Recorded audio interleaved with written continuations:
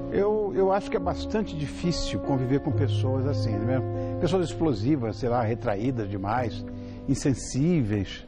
Bom, no dia das crianças e adolescentes, fica ainda mais complicado entender esses altos e baixos da emoção. E foi pensando em como lidar melhor com os sentimentos que as secretarias de educação de São Paulo e do Rio de Janeiro incorporaram a educação socioemocional no currículo regular das escolas estaduais. E isso só trouxe resultados positivos aos alunos. Entender mais sobre as emoções fez as notas subirem, acredite se quiser. Vamos falar mais sobre esse assunto que está animando geral com a ajuda da educadora e empreendedora mestre em psicologia aplicada à educação pela New York University. Você é insuportável. Que é a Ana Luísa Colagrossi. Olha que linda no ar que você está, Ana. E do psicólogo, consultor de carreira e palestrante Tiago Tamborini. Insuportável também. Boa noite, obrigado por terem vindo. Boa noite, New York University, meu Deus do céu. Que bom. Obrigada. Não, essa é uma escola que eu respeito muito. Obrigada. Pode ter certeza. Bom, Ana, como é que surgiu essa ideia de incluir educação socioemocional nas escolas? Então, a ideia de ter educação socioemocional, ela parte do desejo de você preparar o aluno para esse século XXI. Então, você pensa na criança como um todo, você pensa no olhar de uma educação integral. Você fala muito na criança ser um protagonista, né? O aluno ser um protagonista. Então, você prepara ele, você ajuda ele, no fundo, a você ir a lidar melhor com as emoções. A criança está, na verdade, trabalhando a empatia, sabendo se colocar no lugar do outro, a observar oportunidades, a saber ter um relacionamento social. Então, tudo isso é muito importante para ele estar, na verdade, se preparando para esse século XXI, que, na verdade, são habilidades que não se restringem somente ao lado acadêmico, né? São as habilidades socioemocionais que, no fundo, você está, de uma certa maneira, trabalhando a criança como um todo. Afinal, vai ter que viver em sociedade. Deus nos fez assim, somos animais gregários. Acho que essa inter-relação é fundamental, né? Ninguém é autossuficiente. E com isso você potencializa o acadêmico e você potencializa a criança como um ser humano. Muito legal. Tiago, qual a importância das crianças, dos jovens lidarem com as suas próprias emoções? Sem dúvida. Nós somos seres que têm como a emoção regendo as nossas escolhas, as nossas ações, as nossas inter-relações, né? Quando a gente pensa em emoções, a gente pensa em ser humano, não tem jeito, né? E aí, hoje a gente observa crianças e adolescentes cada vez com menos competência para lidar com as próprias emoções. Trabalhos desse tipo vêm, sem dúvida nenhuma, para colaborar com algo que hoje está em falta quando a gente olha para crianças e adolescentes. Acho que as famílias perderam um pouco essa condição de educar socioemocional, né? Existia uma educação, né, Rony, mas o social era mais envolvido, né? Muito. Houve uma época que o filho voltava da casa do coleguinha e se ele dissesse que tomou uma bronca do pai do colega, o pai dele e a mãe dele diriam: "Você aprontou, alguma coisa você fez lá, vou descobrir, me conta o que foi".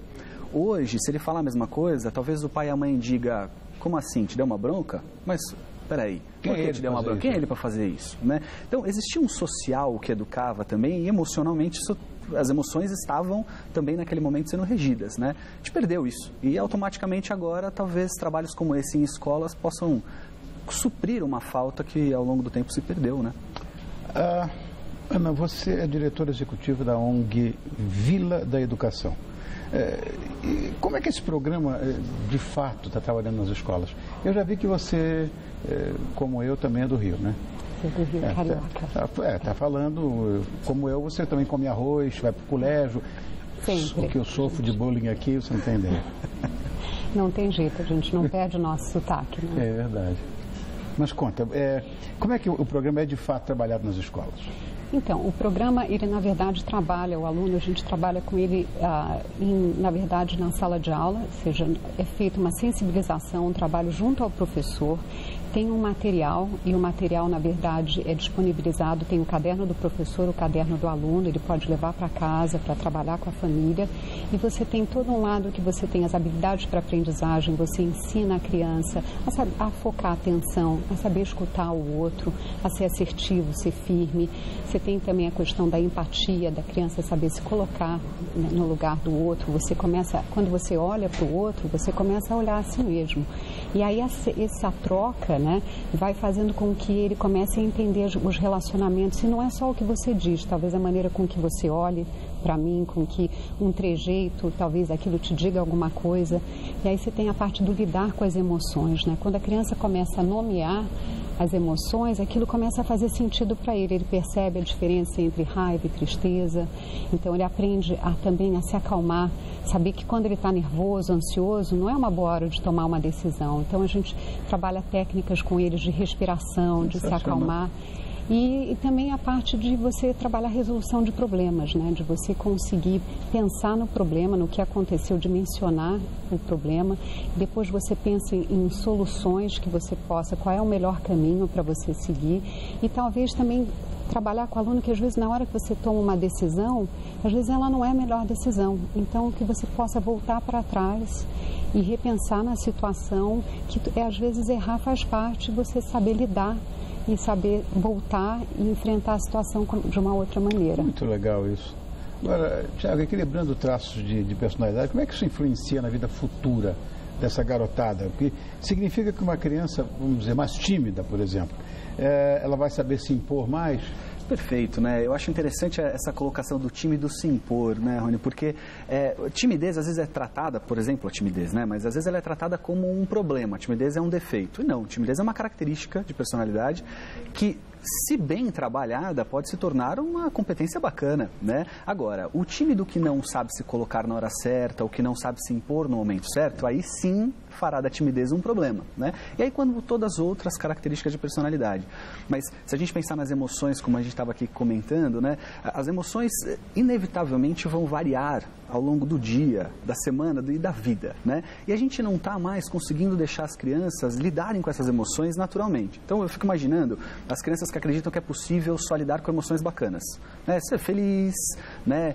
O prazer, o gostoso, e aí eu impeço essa criança, por exemplo, de lidar com as emoções como raiva, angústia, medo, e dá. Será que dá para a gente viver sem passar por elas? Não vai dar. Então eu preciso permitir também que essa criança tenha experiências, e aí nas escolas, por exemplo, pois é, o cérebro funciona como um músculo, né? Ou seja, se eu não estimular o cérebro a lidar com uma série de competências para que ele possa, trabalhando essas competências, se enriquecer, e daí com isso, diante desses momentos, saber fazer alguma coisa, porque raiva eu vou sentir, né? Ou seja, será que é ruim sempre raiva, por exemplo? Será que a raiva às vezes não é um motivador de pensamento de novas estratégias, de percepção de si mesmo? Claro que a agressividade é um problema, ou seja, ser agressivo é um problema, mas ter raiva faz parte da condição humana, né? Então eu acho que hoje poder trazer para as crianças, para os adolescentes, algo que traga uma percepção de que emoção ele vai sentir, várias, e que nem sempre são as que ele escolher, que ele vai ser tomado por elas e ele vai ter que aprender a lidar com essas emoções, é fundamental. Ele vai chegar no mercado de trabalho, por exemplo. Para que ele chegar lá, ele não vai escolher o gestor que vai ser o chefe dele, ele não vai escolher a equipe de trabalho dele. Se ele não souber lidar com as emoções que isso vai gerar, porque ora uma pessoa vai gerar empatia, ora não, o que eu faço com isso? A frustração de um projeto em que ele desenvolveu que não deu certo, né? A frustração às vezes de não conseguir o emprego logo de cara. Estou acostumado no consultório a receber jovens que estão preocupados porque já fizeram 2, 3, 4 entrevistas e não foram contratados. Eu tenho que dizer para eles assim, olha, talvez você faça 100 até aprender e chegar lá, né? E eles não sabem lidar com isso. Às vezes chega com 4 entrevistas que não foi contratado, meu Deus, estou fazendo alguma coisa errada, e os pais ficam ansiosos com isso, e será que meu filho não vai conseguir nunca, né? Porque não aprenderam a lidar com as frustrações, com as dificuldades que vai passar. Então, só por aí, eu acho que já está respondido, né? Qual a importância para o futuro? Ele vai viver emoções ao longo da vida dele, ele vai ter que lidar com elas. Pegar o gancho dos pais. Como é que os pais podem dar continuidade, se cabe isso, dar continuidade a esse trabalho em casa?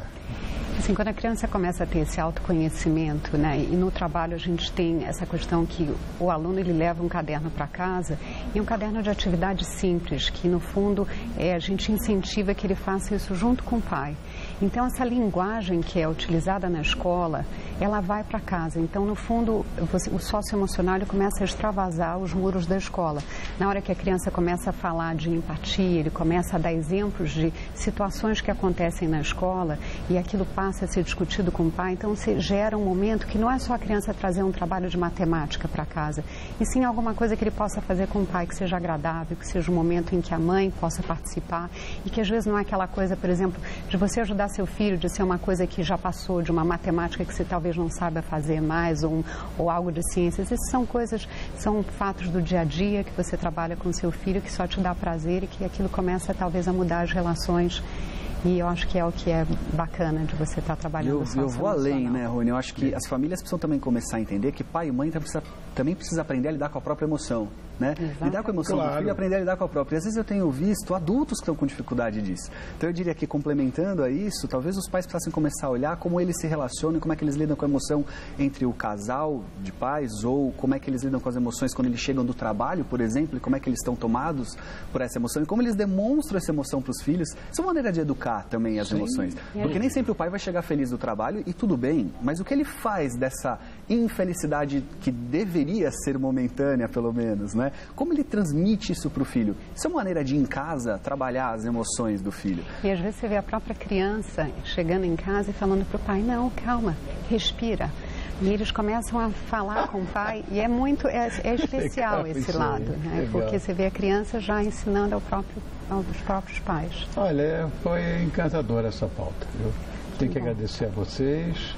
Obrigado, Thiago, por ter vindo. Obrigado, Ana Luísa. Aliás, Ana Luísa Colagrossi, que é educadora, que é psicóloga, que é empreendedora, que fez mestrado, eu estou empolgado com o New York University, quase por falar.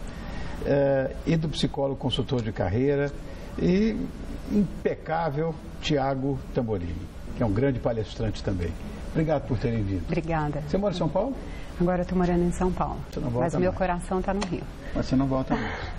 Eu vim para aqui, cheguei aqui, o Rio, não sei o que e tal, nunca mais. Fui, voltei, cheguei a voltar a morar lá e voltei correndo para aqui. Mas, bom, tomara. Você vai ver. Você vai ver. Obrigada. Obrigado por ter vindo.